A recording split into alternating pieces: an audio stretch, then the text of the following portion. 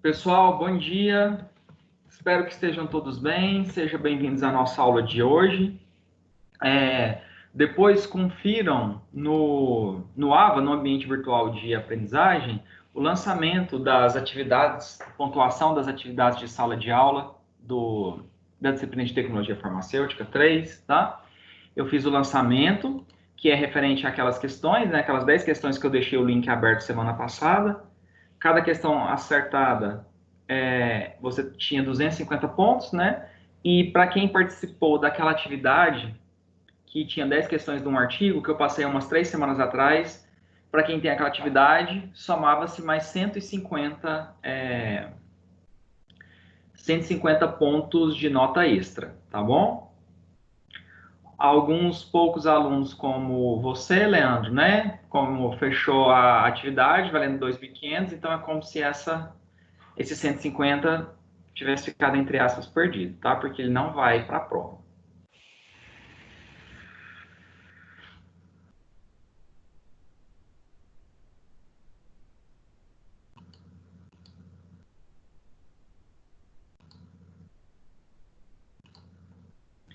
Na nossa aula de hoje, nós vamos fazer uma revisão para a prova e na aula da semana que vem também. Hoje, a revisão é com aquelas 20 questões do estudo dirigido, que está lá no encontro 15, tá? Esse estudo dirigido não vale nota, é só como forma de fixação mesmo do conteúdo. E na semana que vem, a revisão vai ser com as 10 questões daquelas questões lá que valeram a pontuação das atividades de sala de aula, tá?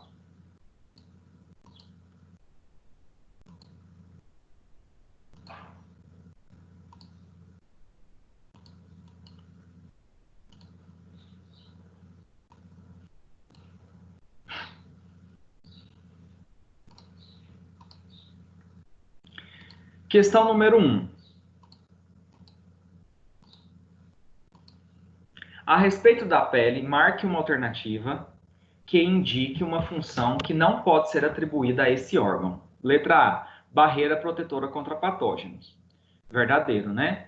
A pele, principalmente devido ao extrato córneo, que é aquela camada mais externa de células mortas, queratinizadas, exerce uma função de excelente barreira física contra a penetração de patógenos, substâncias, protege contra arranhões e pequenos ferimentos, tá? Letra B, proteção contra a perda excessiva de água. Também, né? A queratina impermeabiliza a pele.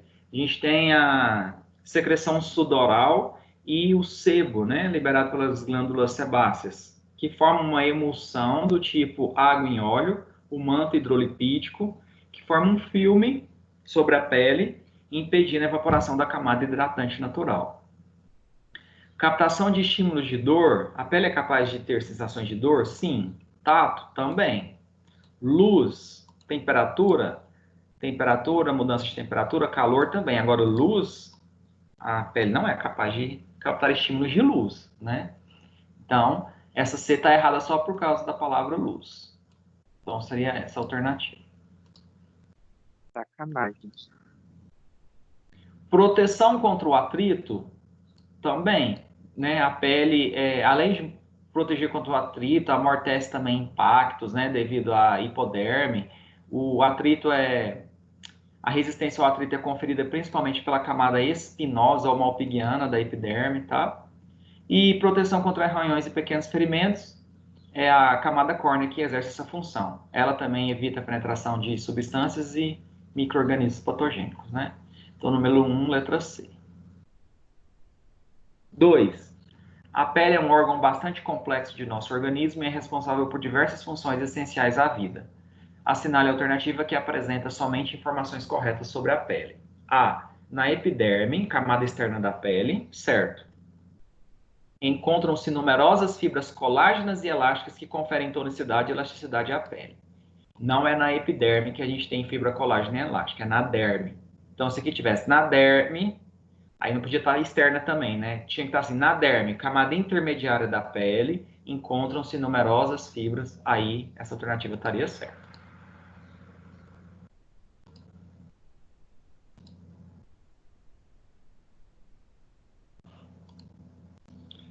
B, na derme, camada localizada imediatamente sobre a epiderme, tá certo. Estão os melanócitos, células que produzem melanina, pigmento que determina a coloração da pele. Não é na derme que estão os melanócitos, é na epiderme, tá? Melanócitos que produzem a melanina, que dá cor característica à pele, e os queratinócitos ou corneócitos que produzem a queratina, tudo está na epiderme e não na derme. A epiderme e a derme são formadas por células que estão em constante processo de renovação e que podem apresentar formas achatadas, cúbicas ou cilíndricas, organizando-se de maneira justaposta em uma ou mais camadas. Bom, a epiderme tem um extrato córneo, que as células são achatadas, lembrando um ladrilho, por isso que é o epitélio pavimentoso, né? O formato cúbico ou cilíndrico é mais de células da camada basal ou germinativa, que repõem essas células da camada córnea que são perdidas. Na derme, a gente não tem células achatadas, cúbicas ou cilíndricas, a gente tem os fibroblastos, que tem um formato mais estrelado, ou quando eles amadurecem e viram fibrócitos, eles têm um formato mais ovalado, né? E as células da derme também não estão em constante processo de renovação. Quem está renovando constantemente é a epiderme, tá? Então, não é a letra C também a correta. D. Na camada externa da pele, denominada epiderme, encontram-se células que fabricam queratina e a acumulam internamente. Quando repletas de queratina, essas células morrem e passam a constituir um revestimento resistente ao atrito e altamente impermeável à água. Então, essa aqui está toda correta.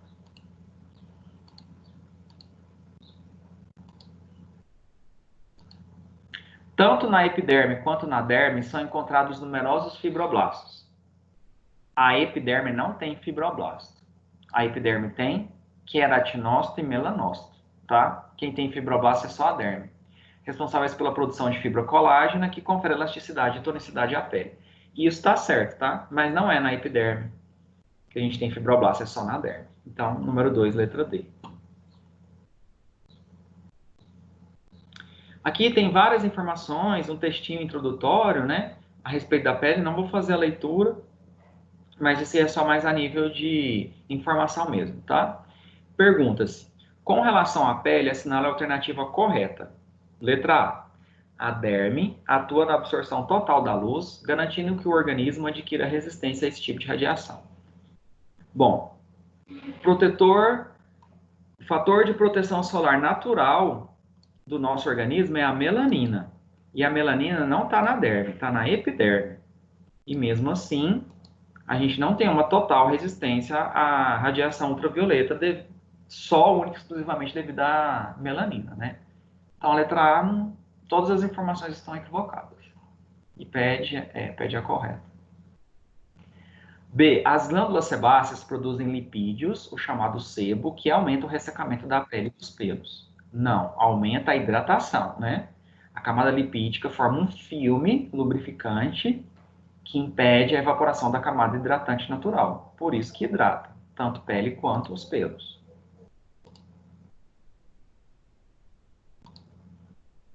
A presença de uma camada de gordura sobre a derme, que é a hipoderme ou tecido subcutâneo, e está abaixo da derme, sim, até aqui tudo ok. É importante na produção de sangue e na pigmentação da pele. Não. Quem produz sangue é a medula óssea, né? Isso está nos ossos.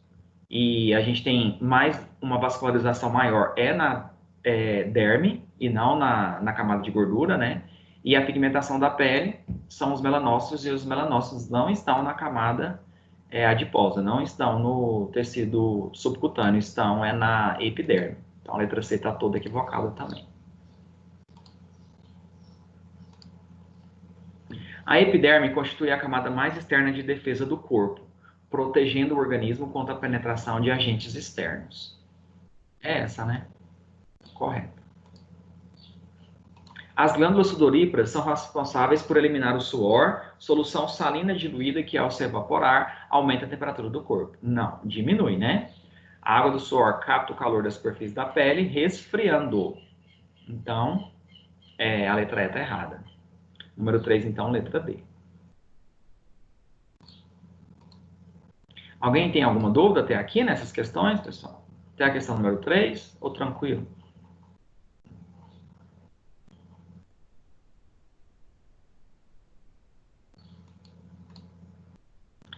A pele humana é o maior órgão do corpo humano.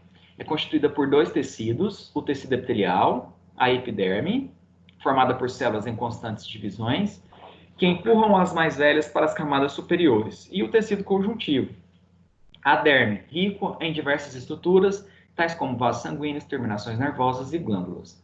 Logo abaixo está a tela subcutânea, a hipoderme, formada por células adiposas responsáveis por armazenar gordura. Então, a pele, de forma mais simplificada, né, ela é constituída por três grandes camadas. A camada superior, que é a epiderme, a intermediária, que é a derme, e o tecido subcutâneo, ou hipoderme, localizado abaixo da derme, né? Na epiderme, basicamente, a gente tem tecido epitelial, na derme, tecido conjuntivo, e no tecido subcutâneo, células adiposas, né? Gordura, tecido adiposo. A epiderme, ela é avascularizada, ela não tem vasos sanguíneos. A sua camada mais superficial, ou seu extrato mais externo, é constituído por células mortas altamente impermeabilizadas, que protege a pele contra arranhões e pequenos ferimentos, que é a camada córnea, ou extrato córneo, que é o epitélio pavimentoso, estratificado, queratinizado, tá? E depois vem mais 4 ou 3 subcamadas.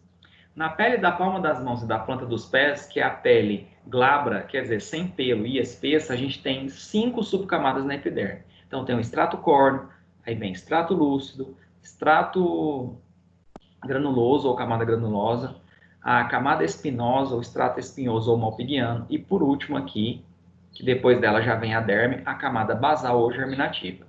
Essas células da camada basal ou germinativa estão em constante multiplicação para repor as células do extrato córneo que são perdidas, que são descamadas ao longo do dia, cerca de 6 a 14 gramas por dia. Tá?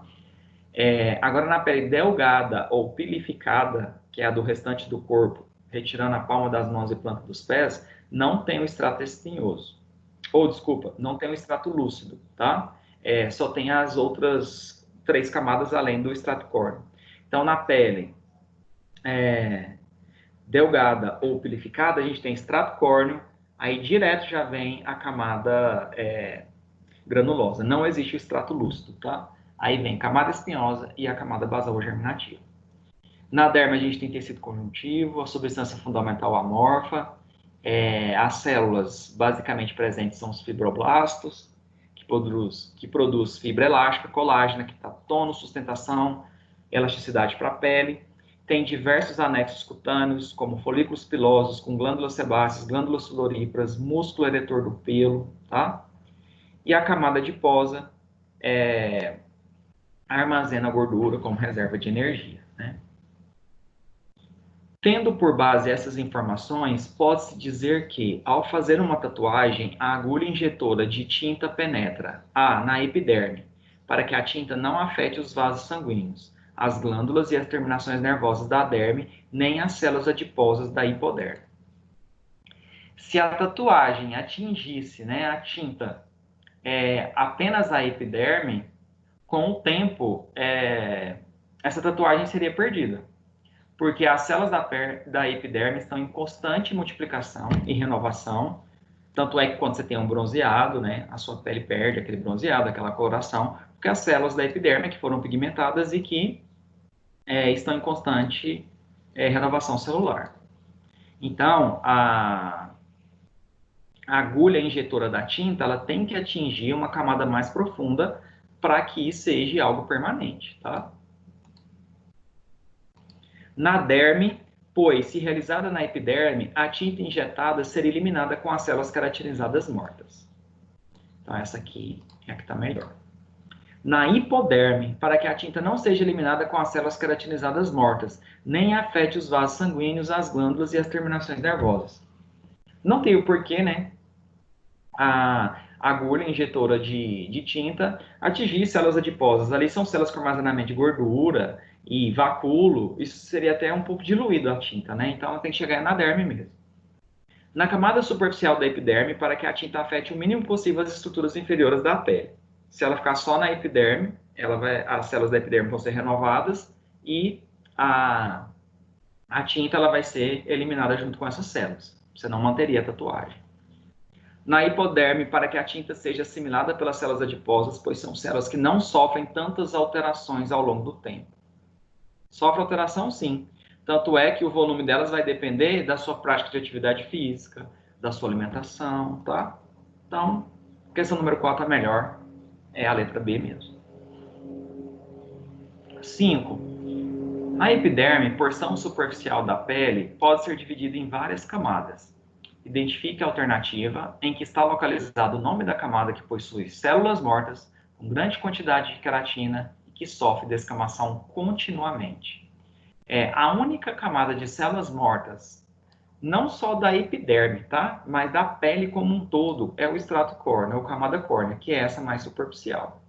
Por quê? Porque ela é tão rica em queratina que os grânulos de queratina, eles estão em alta concentração aqui já na camada granulosa. Então, ó, vem a camada basal germinativa, aí vem a camada espinosa. A hora que você chega na camada granulosa, você tem tantos grânulos de queratina que as células começam a perder os conteúdos celulares. Núcleo, retículo endoplasmático e todo o citoplasma passa a ser ocupado por esses grânulos. Quando ela migra e chega no estrato córneo, ela já está completamente morta, tá?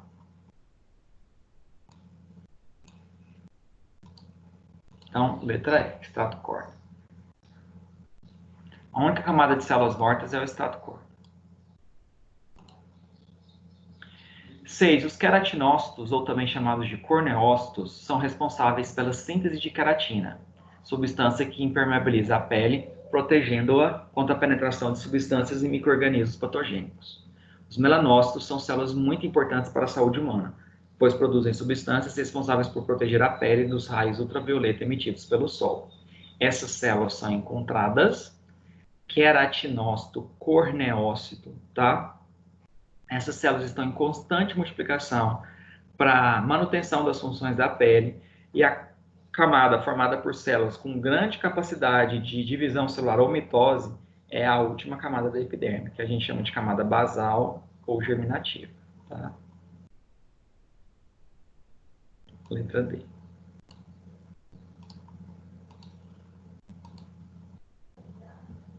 7. Sabemos que a pele é formada por duas camadas principais, a epiderme e a derme. A epiderme é dividida em estrato córneo, estrato lúcido, estrato granuloso, estrato espinhoso e estrato germinativo. Isso, pessoal, na pele glabra ou espessa, que é a pele sem pelo, sem glândula sebácea da palma das mãos e planta dos pés. Na pele delgada ou pilificada, a gente não tem o estrato lúcido, tá? Marque a alternativa que indica corretamente a função do estrato germinativo.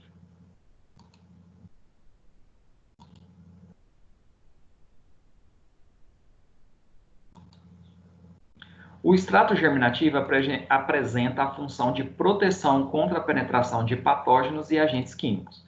Essa função não é do estrato germinativo, é do estrato córneo, né? O estrato germinativo é o local onde estão mergulhados os nervos. Não. Os nervos estão na derme.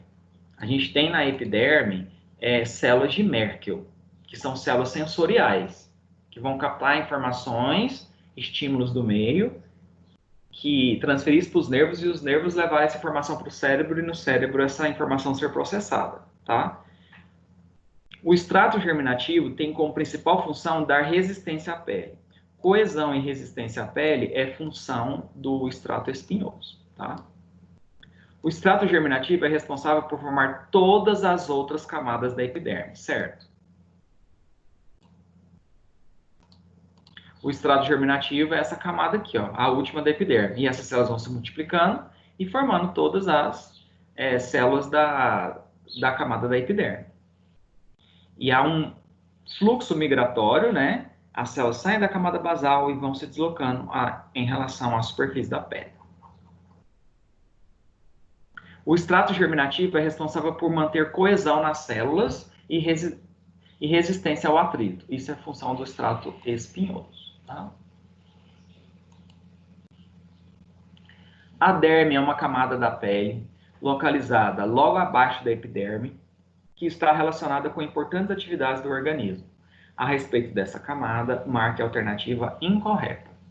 A derme é uma camada vascularizada e formada por tecido conjuntivo, verdadeiro. Ela tem vasos sanguíneos, né? A epiderme é que é a vascularizada. E ela não tem tecido epitelial. Quem tem tecido epitelial é a epiderme, tá? A gente tem tecido conjuntivo frouxo e tecido conjuntivo denso não modelado na derme. A derme pode ser dividida em duas camadas, papilar e reticular, sim. Tanto é, quer ver? Aqui, ó. A primeira camada da derme, situada logo abaixo da camada basal ou germinativa, é a camada papilar da derme. Aí vem a camada reticular e depois vem a hipoderme, o tecido subcutâneo. A camada papilar da derme tem tecido conjuntivo frouxo e a reticular tem tecido conjuntivo denso não modelado, tá?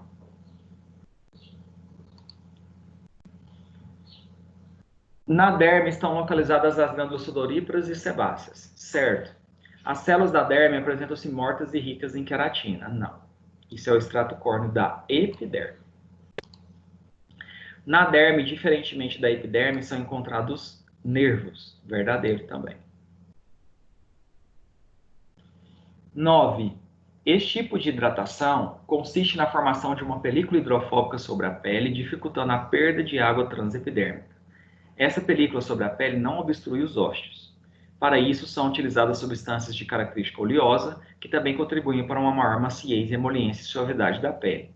Por diferença de solubilidade e densidade, os óleos aprisionam as moléculas de água em processo de evaporação, promovendo sua retenção no epitélio, o que contribui para a manutenção do grau hídrico da pele. As emulsões são os principais agentes oclusivos utilizados como ferramenta hidratante para a pele. Elas são constituídas por uma fase oleosa e outra aquosa, simultaneamente, mimetizando a função do manto hidrolipídico. São escolhidas especialmente para o tratamento corporal e de peles secas e finas. A qual tipo de processo de hidratação da pele se refere o texto acima?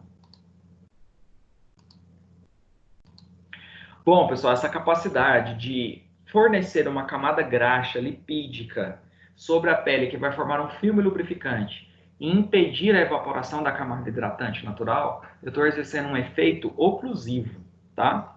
Então, é uma hidratação por oclusão. Letra B. Trata-se de uma esfoliação química em que é aplicada na pele uma ou mais substâncias químicas esfoliantes com a finalidade de remover de maneira controlada a epiderme ou derme alteradas. A camada removida pela esfoliação é então substituída por novas células. Esse procedimento é utilizado para o tratamento de algumas doenças dermatológicas, tais como melanoses e ceratoses actínicas, melasmas, hiperpigmentações pós-inflamatórias, acne e efélides. Efélides são as sarnas, tá? Então, os esfoliantes ou até mesmo os abrasivos, eles têm ação queratolítica. Eles fazem a lise dos queratinócitos da epiderme, promovendo a remoção de camada de células mortas, tá?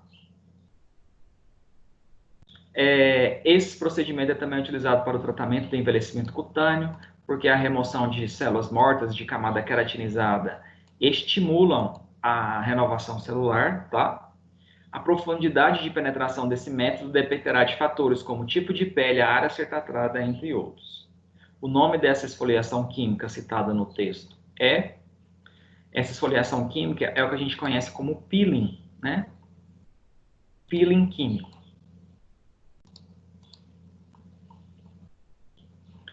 Bom, agora a gente vai para a parte a respeito de permeação de ativos através da pele. Até o exercício 10, que falou de anatomofisiologia da pele. Alguém tem alguma dúvida sobre o exercício ou até mesmo sobre os conteúdos referentes a isso?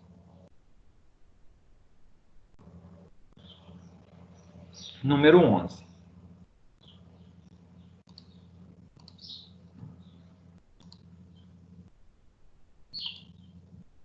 As vias transepidérmica, transcelular e intercelular e transanexais, folículo piloso e glândula sebácea, são as que mais verificam a penetração de cosméticos, porém diversos fatores modificam a permeabilidade cutânea, interferindo ou facilitando a passagem do cosmético.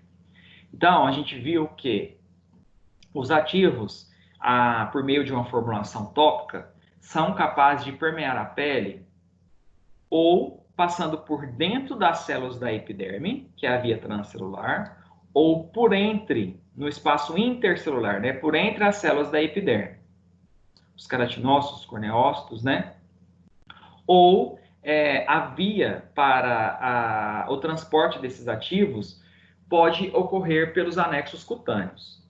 A via transfolicular, que é via folículo piloso e glândulas sebáceas, ou a via transglandular, que é pelas glândulas sudoríparas, tá? Conhecer esses fatores possibilita entender os recursos e cosméticos a serem utilizados para otimizar os procedimentos estéticos. Associe as vias de penetração com os conceitos correspondentes. Então, olha aqui. São consideradas vias de menor importância para a penetração na pele. A via de menor importância para a penetração na pele é a via transglandular, porque essa via é aquela que o ativo penetra na pele pelas glândulas sudoríparas. E glândula sudorípara, o ativo tem que ser altamente solúvel em água, ele tem que ser altamente hidrofílico apenas para atravessar, né? Então é uma via de menor importância.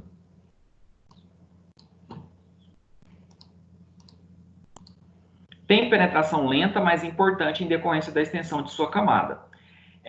A penetração nessa via é lenta porque ela é a principal barreira para a penetração de ativos na pele, tá? Devido ao grande conteúdo lipídico, devido à grande quantidade de células e coesão e justaposição entre elas, só que olha aqui, ela se estende por toda a pele, né? Então essa é a via transepidérmica, que é aquela que o ativo penetra tanto por dentro das células, que é a transcelular, como por entre as células, que é a via intercelular. A via intercelular é mais fácil do que pela transcelular. Tá?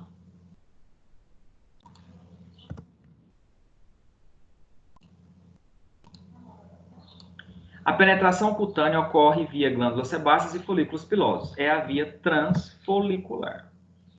Número 1. Então, a correspondência ficou 3A, 2B, 1C. Né? 3A, 2B, 1C, letra C.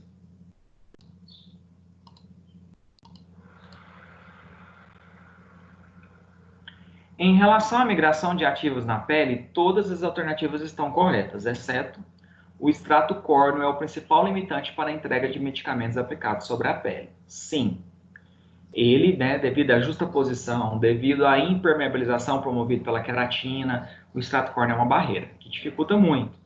Porque é ele que protege a pele contra arranhões, pequenos ferimentos e a penetração de substâncias, né? As moléculas hidrofílicas e com alto peso molecular conseguem penetrar o extrato córneo intacto com mais facilidade pela via transfolicular. A via transfolicular é a via de penetração de ativos por folículos pilosos e glândula sebácea.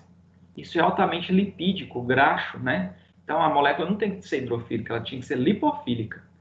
E toda vez que ela tem alto peso molecular, isso não favorece a penetração do ativo, isso dificulta.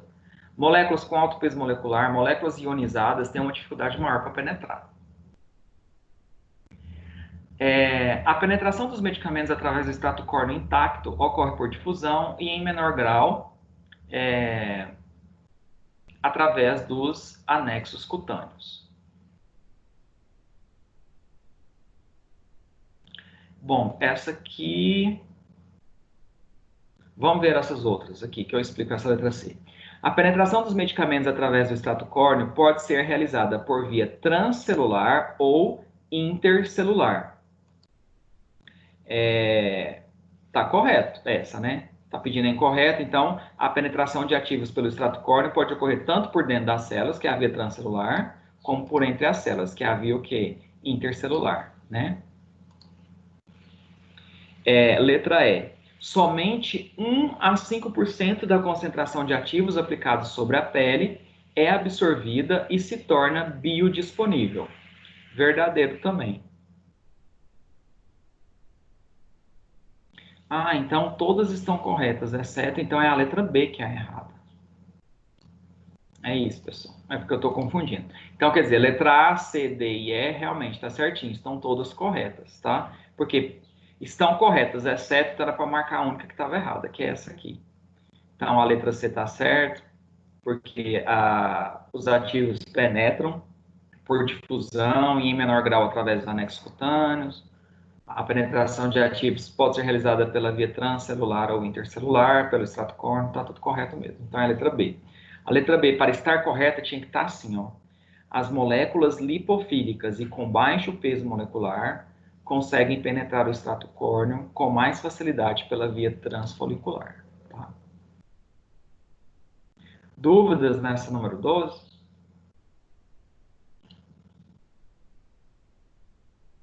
Características físico-químicas relacionadas ao próprio fármaco influenciam na sua capacidade de penetração e permeação na pele.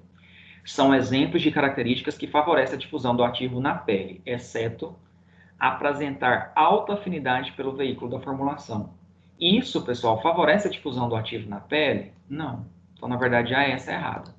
Por quê? Porque se o ativo tem alta afinidade pelo veículo da formulação, ele tende a interagir muito mais com a formulação do que ser liberado da formulação e interagir com a pele.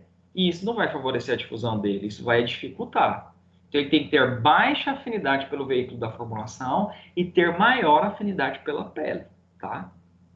Possuir baixo peso molecular, isso favorece a difusão, tá? Alto peso molecular é que dificulta.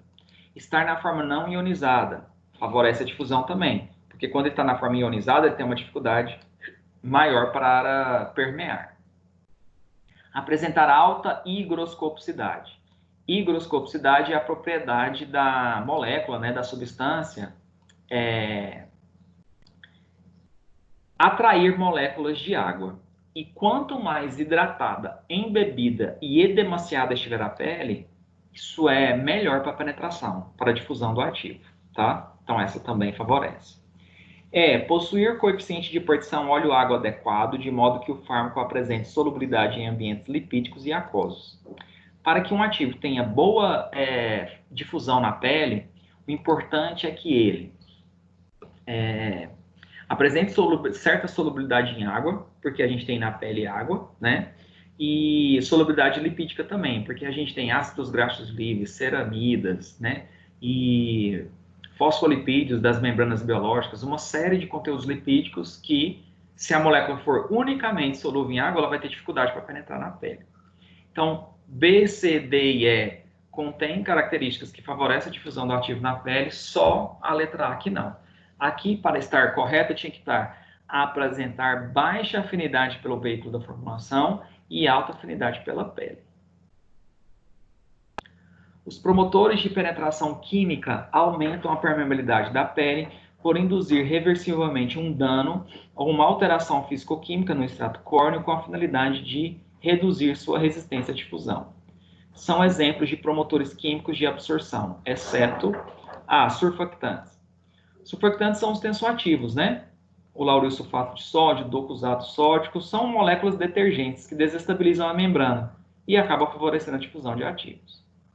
Solventes higroscópicos, né? Dimetilsulfóxido, da própria água, palmitato de isopropila, miristato de isopropila, todas essas moléculas solventes, justamente porque quando a pele está hidratada, né, edemaciada e embebida, a difusão de ativos é favorecida, esses solventes, então, eles são promotores químicos de absorção. As micelas e os lipossomas, né, que são promotores de absorção químico, moléculas anfifílicas. As micelas, elas são a dobra de uma camada fosfolipídica e o lipossoma é a dobra de uma bicamada fosfolipídica. Então, elas são moléculas que vinculam ativos e elas mimetizam a estrutura da membrana biológica, né, porque elas são também fosfolipídicas. Então, é também promotor químico de absorção. Agentes não queratolíticos. Os agentes queratolíticos são promotores de absorção química. Agora, os não queratolíticos não, tá? Porque o queratolítico, ele faz a lise dos queratinócitos. Ele causa o rompimento dos queratinócitos. E como a camada córnea é a principal barreira limitante para a penetração de ativos, isso favorece a absorção, né? Agora, agentes não queratolíticos, eles não promovem a lise dos queratinócitos, então isso não é um promotor de absorção químico, não. Aqui, para ficar certo, teria que ser agentes queratolíticos, tá? Igual a ureia, acima de 20%, o ácido salicílico, né? Que tem essa ação queratolítica, quando utilizada em formulações tópicas.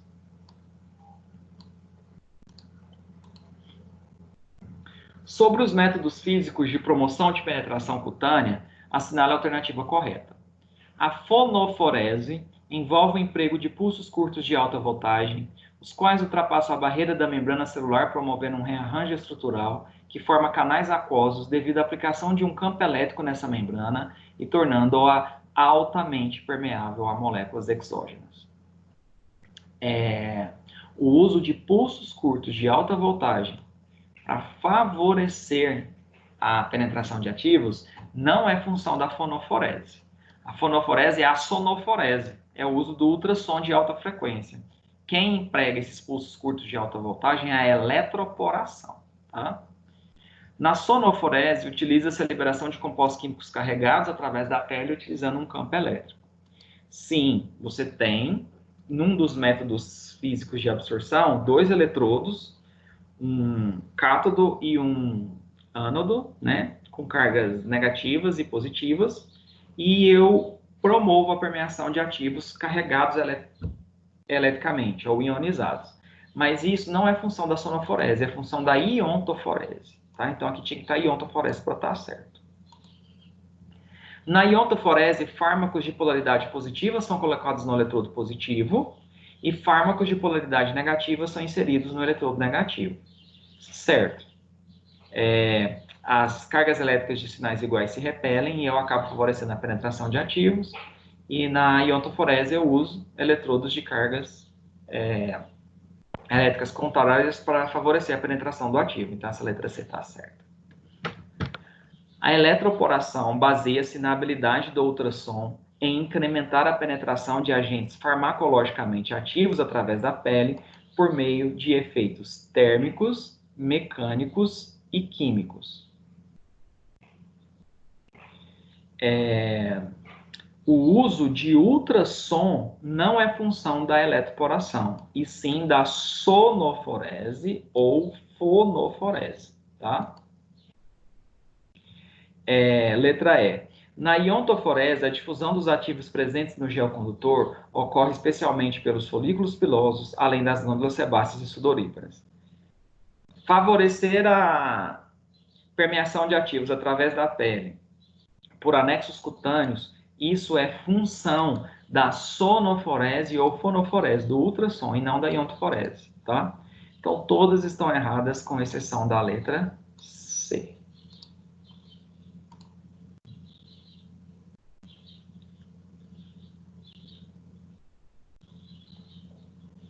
Alguma dúvida, pessoal, sobre a penetração de ativos através da pele?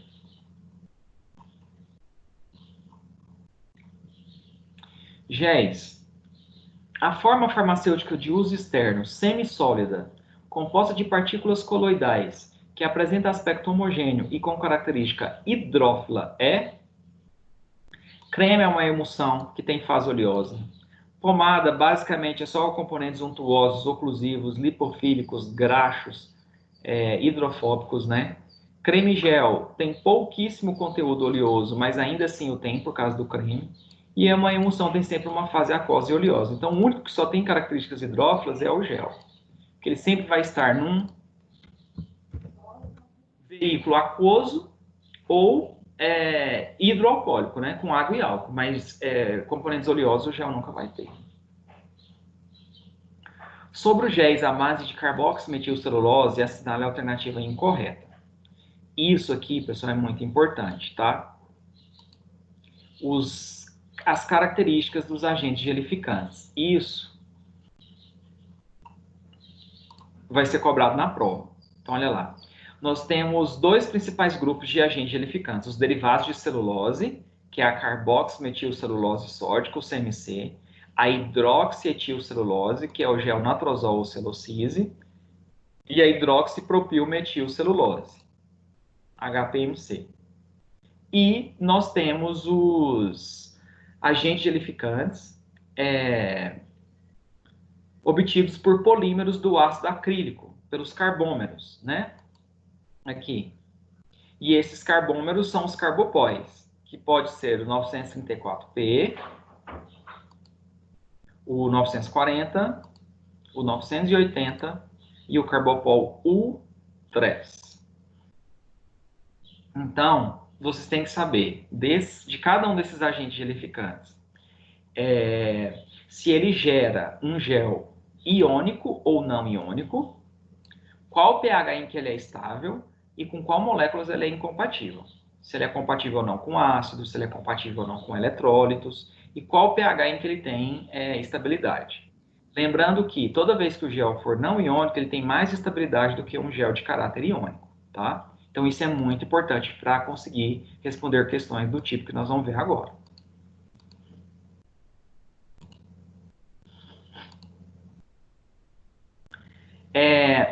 O gel de carboximetilcelulose é pouco utilizado na obtenção de gel para vinculação de ativos dermatológicos.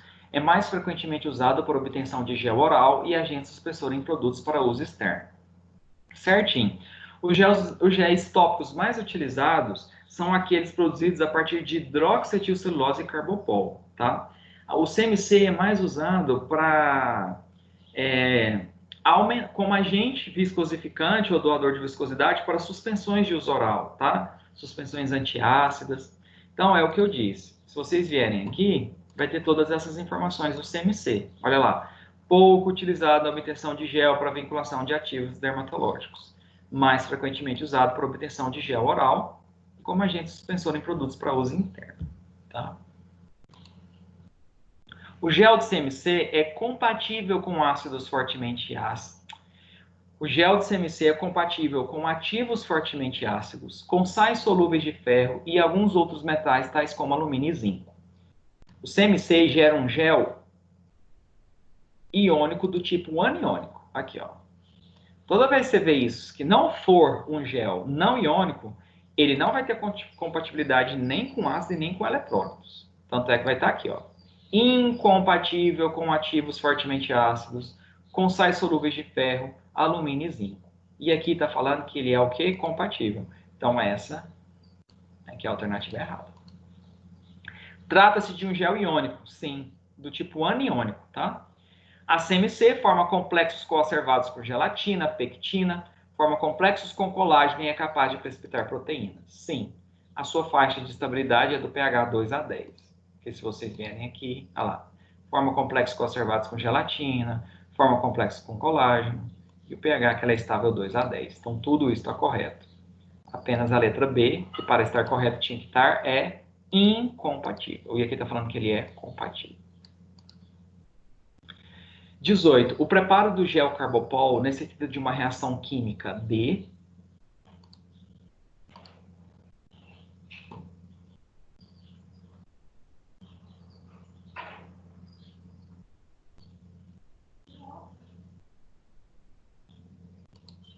O carbopol, pessoal, é um polímero, né? São polímeros de ácido acrílico. E esse ácido ele tem grande dificuldade de embebição e dispersão na água. O ideal é você deixar a molécula, né, do carbopol embebendo em água pelo menos durante 24 horas para ele entumecer e evitar a formação desses grânulos, tá? Eu até havia comentado que durante uma aula prática nossa, pode ser que o gel fique com grânulos, porque a gente não tem o tempo ali de 24 horas no laboratório. É 1h30, no máximo 2 horas de aula prática, né? Depois de feito isso, e é necessário aquecimento também, você pode tentar desfazer os grânulos do carbopol, comprimindo esses grânulos com o pichilo nas paredes da porcelana do grau, tá? Mas ainda assim, mesmo que você desfaça todos os grânulos, ou mesmo que ele tenha ficado embebido para entumecimento, olha aqui, de um dia para o outro, para que o carbopol realmente forneça um gel translúcido, cristalino, transparente, é necessário que ele passe por uma reação. E que reação é essa? Então, mesmo que você tenha preparado o carbopol com todos os cuidados, e que ele não tenha formado grúmulos, ainda assim ele fornece, sem essa última reação que eu vou citar agora, uma água viscosa, mas não é uma consistência de gel ainda, tá? Por quê? Porque a resina do carbopol, e ele é um polímero do ácido acrílico, ele tem carboxilas, né? Ele tem o grupamento ácido, C-OH. Na presença de água, esse hidrogênio sai e aqui na carboxila fica a carga negativa. E aí, a repulsão entre as cargas negativas na molécula gera um enovelamento dela. E nesse formato, ele não espessa a formulação. O que eu tenho que fazer? Neutralizar esses grupamentos carboxilos, utilizando um agente alcalinizante, um hidróxido de sódio, um hidróxido de amônio, ou o mais indicado é a trietanolamina. Então, quando você coloca as gotinhas ali, na quantidade de cada uma delas, né, no gel de carbopol, ele na hora adquire a consistência de gel. Essa consistência aqui, tá? Mas isso tem que ser feito, é a última etapa. Depois que você aspergiu o pó, depois que você aqueceu, depois que você desfez todos os grumos, aí sim você pode fazer essa reação, que é uma reação que a gente chama de neutralização, tá? O hidróxido de amônio é o menos indicado para usar, porque ele é muito irritante e tóxico. O hidróxido de sódio vem como segunda opção, melhor que o hidróxido de amônio, mas o mais indicado é a trietanolamina, tá? Então, aqui, neutralização. Aí, aqui fala com a trietanolamina. Mas se viesse neutralização com hidróxido de amônio, neutralização com hidróxido de sódio, estaria certo também, tá?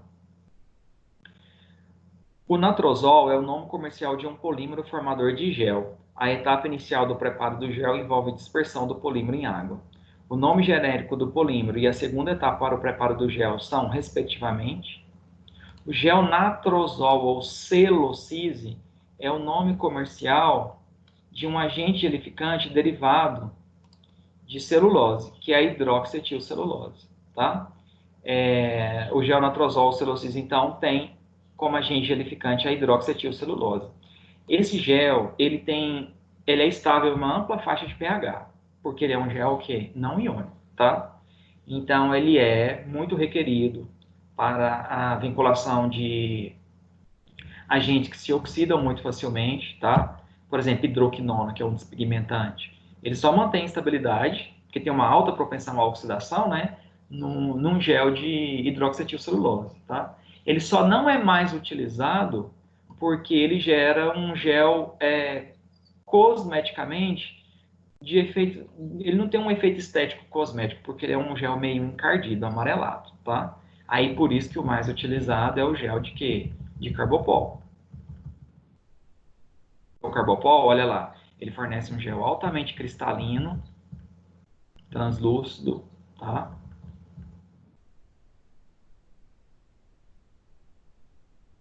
Aqui. Só que o carbopol é um gel aniônico. Então, às vezes, se eu não conseguir estabilidade no carbopol, aí eu vou para o natrozol, tá? Bom, então o natrozol é a hidroxietilcelulose. E a hidroxietilcelulose, assim como o carbopol, tem dificuldade para dispersar em água. Se eu pegar o pozinho lá da hidroxietilcelulose e dispersar em água para virar o gel, eu não consigo. Eu tenho que aquecer, tá?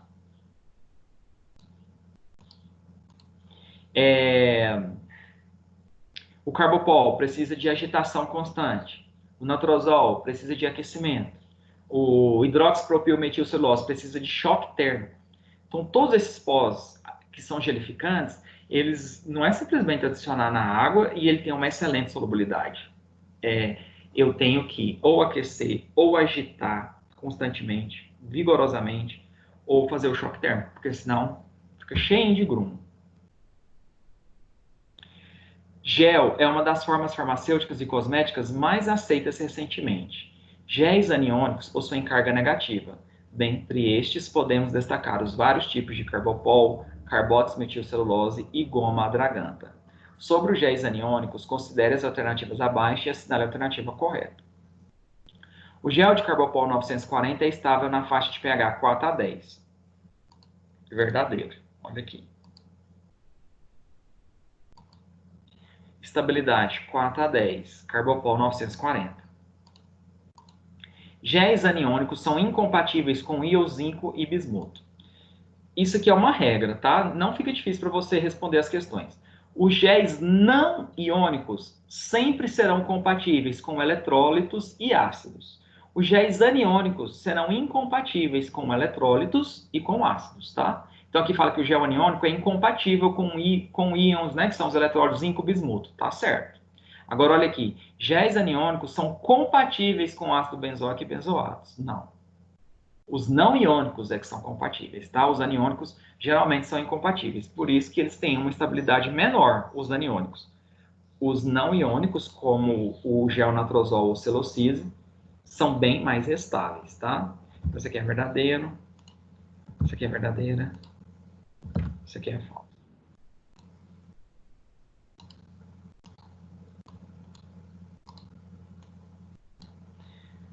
Estão corretas as alternativas 1 e 2.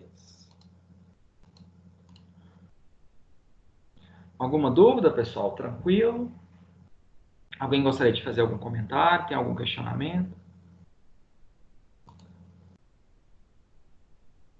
Professor, Oi? a 13, só para recapitular, a 13, por que a mesmo? Por que o quê? É a letra A da 13. Porque aqui pede, são exemplos de características que favorecem a difusão do ativo. Então, quer dizer, todas as alternativas vão ter características que vão facilitar a penetração do ativo na pele, só uma que não. Então, olha aqui, possuir baixo peso molecular favorece a penetração do ativo? Sim. Quando ele tem alto peso molecular é que eu dificulto. Estar na forma não ionizada favorece? Favorece. Se estiver na forma ionizada, carregada eletricamente, é que eu dificulto. Apresentar alta higroscopicidade, toda molécula que tem a capacidade de absorver água, isso favorece a penetração do ativo, porque a pele estar hidratada, edemaciada e embebida, isso é um fator que favorece a penetração. Possuir coeficiente de partição óleo-água adequado, de modo que o fármaco apresente solubilidade em ambientes lipídicos e aquosos. É difícil conseguir isso, porque às vezes a molécula é hidrofílica ou hidrofóbica, mas se ela tiver certa solubilidade em água e em óleo, isso é o ideal, porque a pele, ela é essa emulsão, né? Porque ali a gente tem água e minerais, que é o suor, a gente tem a secreção lipídica, que é o sebo, e nas próprias camadas da pele, além de água, a gente vai ter as membranas biológicas, as ceramidas, os ácidos graxos, triglicéridos, colesterol, que é lipídico. Então, eu sempre vou ter uma mistura de água e óleo. E se a molécula, então, tiver certa solubilidade em ambiente aquoso e lipídico ao mesmo tempo, isso favorece a difusão dela. Agora, se o ativo tiver alta afinidade pelo veículo da formulação, isso não favorece a difusão, isso dificulta. Por quê? Porque ele vai tender a interagir muito mais com o veículo da formulação do que ele ser liberado da formulação para interagir com a pele. Então, por isso que é a letra A. Entendi, professor. Obrigada. Por nada. Mais alguma dúvida, pessoal? Marcelo, Oi. que eu entrei um pouquinho depois, e aí eu tô em dúvida se a minha 2 está certa ou não. Você pode voltar lá na resposta da 2, por favor? Letra D. D, né? Você marcou qual? Marquei D mesmo. Tá certo, então. Tá certo. Era só para Tá bom. Então, qualquer dúvida também, se tiver de alguma outra, vai ter a gravação, tá? Da aula. Pessoal, vários alunos entraram depois, e aí eu dei um recado no início da aula que a nota da pontuação das atividades de sala de aula, que foram aquelas questões que vocês fizeram semana passada, que eu deixei o link aberto, vocês entram no AVA para conferir, que já está lançado, tá? Lá, qual é a sua nota? De acordo com o número de questões que você acertou. Eram 10 questões, valendo 250 cada, e tem lá mais 150 pontos de nota bônus ou extra para quem participou de uma atividade de 10 questões de um artigo que eu passei umas 3 semanas atrás, tá? Aquela nota extra era para essa atividade de sala de aula. Então, né, vamos supor lá, você acertou 5 questões. Aí você tem 1.250, né? mas aí se você tiver os 150 pontos, vai para 1.400. Lá vai estar lançado 1.400, tá bom? E aí, na aula da semana que vem, que é a última aula antes da prova, porque na outra semana é nossa prova, né? Eu vou fazer nova revisão desse conteúdo utilizando aquelas questões dessas atividades de sala de aula que vocês fizeram. Eu vou corrigir aquelas 10 questões com gabarito, explicar, porque a prova, as questões vão ser baseadas nesse estudo dirigido que nós corrigimos hoje e nessas questões das atividades de sala de aula, tá? Que são 3 conteúdos: anátomo e fisiologia da pele, a difusão de ativos, né? Difusão de ativos na pele e o GES, tá? Aqui, o GES. A prova nossa será no dia 17. Semana que vem eu vou explicar direitinho para vocês, mas você vai ter 24 horas para resolver ela no dia da aula. Então, por exemplo, nossa aula é sexta-feira, né? Então, ela começa, abre meia-noite, de quinta para sexta, e fecha meia-noite da sexta para o sábado. E durante o horário da aula na sexta, eu vou estar aqui para tirar alguma dúvida, e ela vai ter a mesma logística ou dinâmica ou estrutura da prova se fosse presencial, ou seja, 16 questões objetivas, valendo 150, e 4 questões discursivas, valendo 400 pontos. Mesmo ela sendo online, ela vai ter 4 questões discursivas, tá? Você vai digitar a sua resposta lá. Pode perguntar. Professor, Oi? a próxima aula o senhor falou que seria de revisão, certo? Certo. O senhor vai trabalhar em cima do que na próxima aula? Das 10 questões que vocês fizeram valendo as atividades de sala de aula. Aquela atividade que o link ficou aberto. Aí eu vou passar o gabarito delas, porque vocês fizeram, mas assim, vocês fizeram como se fosse uma prova, né? Agora eu vou corrigir ela. Ah, sim, tá bom então. Obrigado. Mais alguém, pessoal? Tranquilo, então?